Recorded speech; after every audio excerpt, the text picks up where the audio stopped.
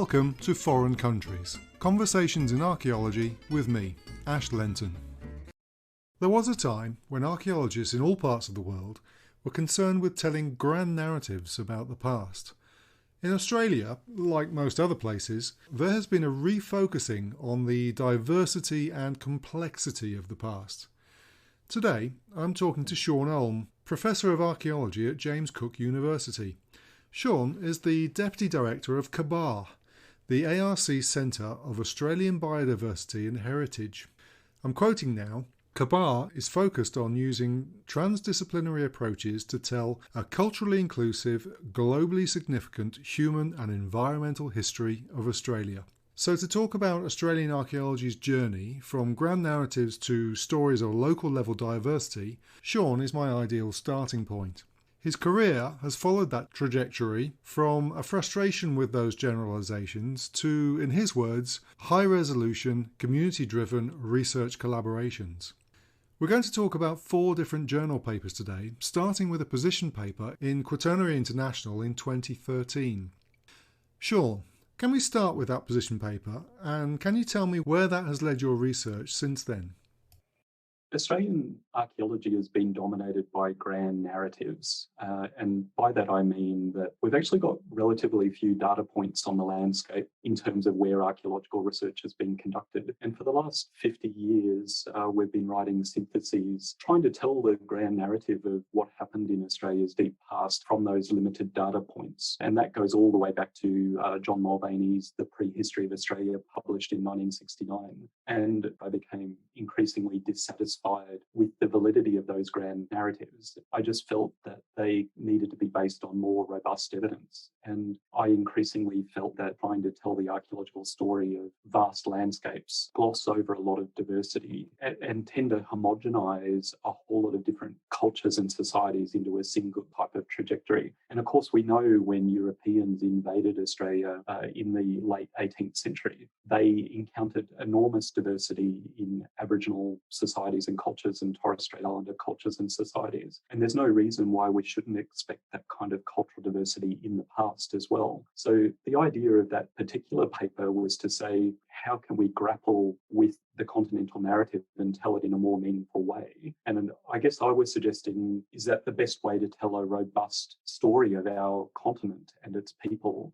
is to A, work closely with those people, but B, develop really detailed and robust regional chronologies that begin to tell the story of that diversity of people through time and space. So you're looking at an emphasis on a more complex and variable set of stories across the continent. So as an example, it's commonly believed that Aboriginal population sizes increase through time, and particularly during the late Holocene. And this is often written as a continent-wide population increase. But we know from the archaeological record that not all regions of the continent appear to experience population rise at the same time. And in fact, there's evidence that different regions at different times were depopulated, perhaps abandoned. So when we zoom in and treat different regions on their own terms, we begin to reveal some of the diversity. Of course, over a broader time span, when we're talking about the deeper history of Australia, the last glacial maximum around 20,000 years ago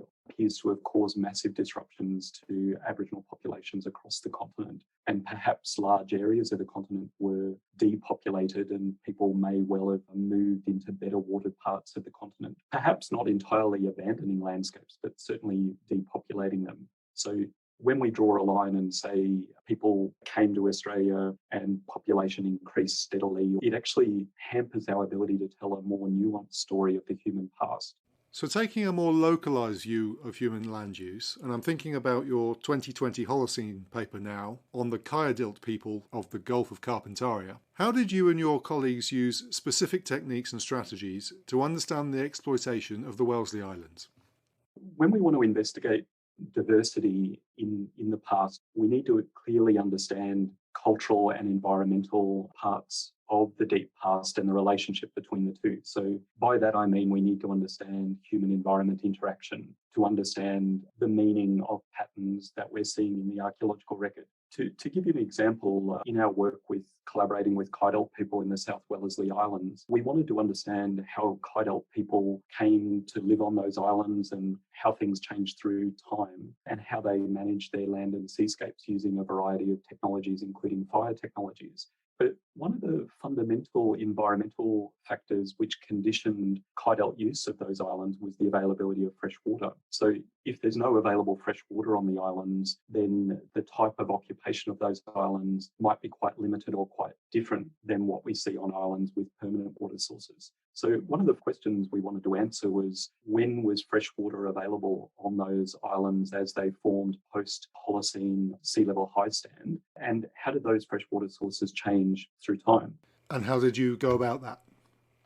So to do that, we needed to collaborate with a range of paleoecologists and palynologists, and we undertook a program of coring swamps and salt flats and clay pans across the South Wellesley archipelago.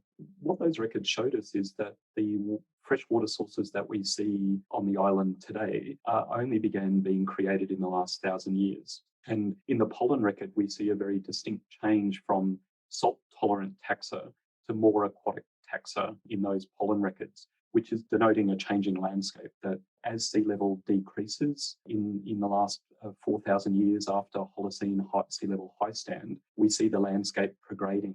We see ridge and swale dune systems being created. And in the swales between those dunes, we see environments being created that are conducive to freshwater swamp creation. So what this tells us is that conditions for permanent settlement were probably only ideal in the last 1,000 years. Even though the archaeological record of the South Wellesley Island shows us that Kydelt people have been using the archipelago for the last 3,500 years, the type of occupation before 1,000 years ago was likely very different. People may have been visiting these islands for specific foraging activities and hunting activities during certain times of the year. And the archaeological record certainly reflects a dramatic increase in Aboriginal occupation in the last 1,000 years, which is coincident to the development of those freshwater sources. So what those integrated records are telling us is that we need to understand the changing landscape people are living in to understand the activities that are taking place on the landscape. And moving from the islands to the coastal regions, you use a different and very much multidisciplinary approach to look at fish traps in particular. Stone-walled intertidal fish traps are a major feature around the Australian coastline, and they occur in considerable densities and sizes in northern Queensland, Torres Strait and the Gulf of Carpentaria, but they do occur all around the Australian margin, and they sometimes cover quite large areas, but they've been quite difficult to study in the sense that they're normally comprised entirely of stone. So they're quite difficult features to get a chronology on them because there's no organic material to radiocarbon date in them. But they're clearly important features in the landscape. Aboriginal and Torres Strait Islander people engineered in the intertidal zones around islands and coastlines and provided a really important form of production for aquaculture. So in our work with Kydelt people in the South Wellesley Islands, we began thinking more and more about fish trap. In the first 10 years we collaborated with Kydelt people, we mainly focused on terrestrial archaeology, so shell middens and coring swamps and understanding the terrestrial landscape. But right from the very first meetings, traditional owners made it clear that the fish traps were very important to them. Storm surge and cyclones and other natural events were damaging those fish traps, and fish traps are a really important part of Kydelt cultural identity and are very prominent in oral histories and in contemporary artworks. So we began to think about how we might approach studying fish traps. And we began by looking at conventional aerial photography, where you look at aerial photographs and you draw a line where you think you see fish traps. And the problem we found with that is that there were a lot of fish traps that weren't visible on the aerial photography, that were eroded, for example, or were only a single line of rocks, or were in areas where sedimentation had largely covered the structures. So you need a different technology to get over that problem. We designed a program of using drones to target specific areas where fish traps have high densities. And we flew those with industrial sized drones mounted with DSLR cameras. And the results gave us a digital elevation model for those areas where 1 pixel was about 1 centimetre in resolution. So that was incredibly high resolution digital elevation models. And we were able to use those to model not only the size of individual walls and fish trap pens, but the way that those fish trap operated over different tidal cycles. So as well as collecting the data for the size and length and volume of the fish traps, we were also collecting digital elevation data for the intertidal landscape that the fish traps were situated in, which enabled us to do that sort of modelling. Now, the drone work is very labour intensive, and we were only able to cover about 10 square kilometres with the drones, which left tens of kilometres of coastline where we only had conventional aerial photography available. So we ran our own LiDAR run and we flew the entire coastline of all the islands in the South Wellesley archipelago at low tide. And we were able to integrate that lower resolution LiDAR data with the higher resolution drone data to make a seamless digital elevation model for the entire land and seascape. But it's very clear that there are hundreds of fish traps, and some fish traps have walls more than 1 kilometre long. So then, in a PLOS One paper in 2020, you highlighted that there is a large part missing, those areas that are now submerged underwater. So how did you design methodologies to try and understand them? So as we've talked about before, a long-standing concern of mine has been in exploring the diversity of Indigenous cultures in Australia through space and time on the basis of collaborating closely with Aboriginal traditional owners. One of the things that's always been a concern to me is that nearly a quarter of the Australian landmass that was available for people to live on is now underwater. And that is the exposed continental shelves that fringe Australia's margin, that for most of the human history of Australia, the continental shelves were exposed as dry land.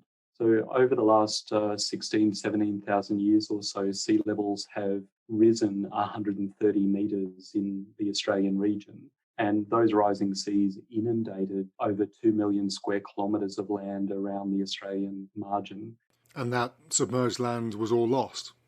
Thousands of generations of Aboriginal people lived out their lives on those landscapes that are now inundated by sea level rise. So to tell a meaningful and comprehensive story of Australia's deep past, we need to understand what people were doing on those now submerged landscapes. And of course, those now submerged landscapes are the sea country of contemporary Aboriginal traditional owners who live on the contemporary mainland. Over the last 5 years, I've been part of a team collaborating with the Murujuga Aboriginal Corporation in the Pilbara area of northwestern Western Australia, where we've done a very large-scale integrated study to attempt to model and locate and investigate submerged archaeological sites on the continental shelf.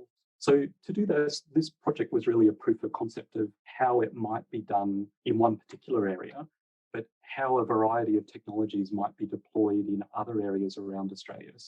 And what was the process?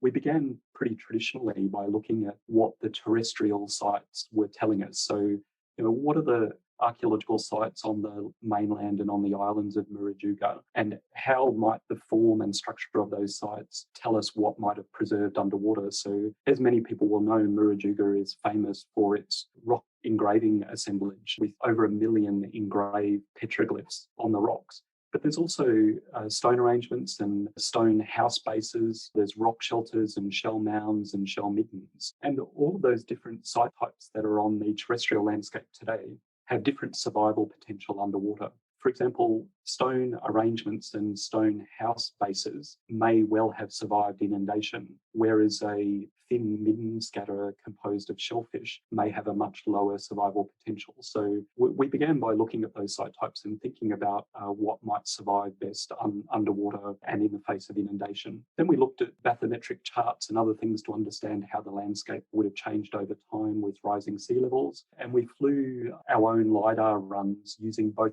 terrestrial LiDAR and bathymetric LiDAR. So bathymetric LiDAR actually penetrates the water to a depth of about 10 metres. depending on the clarity of the water. So we were actually able to map the seabed in shallow waters in incredible detail, really a good resolution. We used that to narrow down prospective areas for putting divers in the water. For the areas of water that were in deeper waters, we ran hundreds of kilometres of multi-beam sonar behind a boat to do imaging of those deeper landscapes. So after we'd done that and identified a number of prospective targets, we began doing snorkel and scuba surveys with scientific divers. And a lot of the targets we investigated proved not to have any archaeological potential. In other areas we investigated, we did find Aboriginal stone artefacts on the seabed. And these, as was published recently, are the first confirmed submerged archaeological pre-European heritage found anywhere in Australia. And what we found were hundreds of flake stone artefacts, including pieces of ground edge axes and grindstones on the seafloor to a depth of 14 metres. So these finds really demonstrate that we can find submerged heritage on the continental shelves. And it really begs the question of how many other sites remain to be found around the Australian continental margin, and what can they tell us about the diversity of Aboriginal and Torres Strait Islander cultures in deep time. So now how do you see the future of archaeological inquiry in Australia?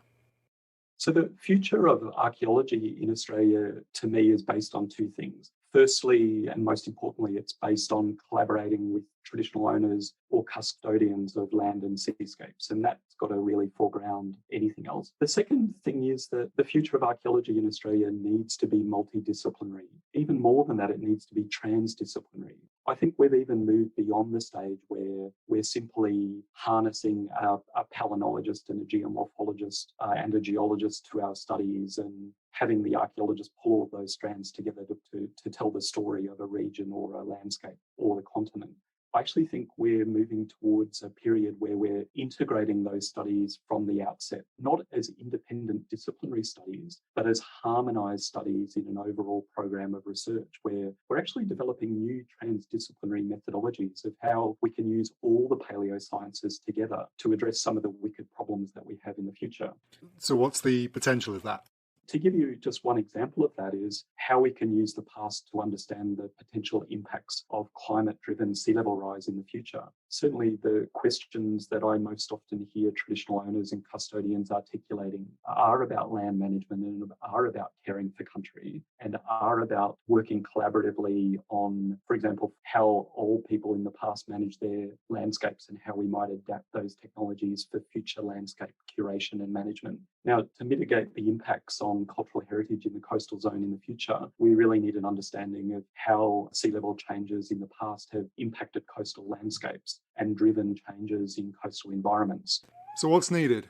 To address a question like that, we really need not only archaeology, but we need geomorphology and paleoecology and paleoclimate studies, cultural heritage management approaches and strategies, all drawn together with traditional owner knowledge and aspirations to manage their country, to develop a sophisticated and integrated program of study of how to address a very large scale and looming problem of how we manage those coastal resources into the future. So I think there's enormous potential there for Australian archaeology to be very relevant to contemporary concerns about carbon farming, for example, and also mitigating future climate-driven environmental impacts. Thank you, Sean. Thank you very much for talking to me today. The 4 papers that we've been concentrating on are detailed on the website if anybody wants to follow those up. So that brings us to the end of this episode of Foreign Countries. Join me next time for another conversation.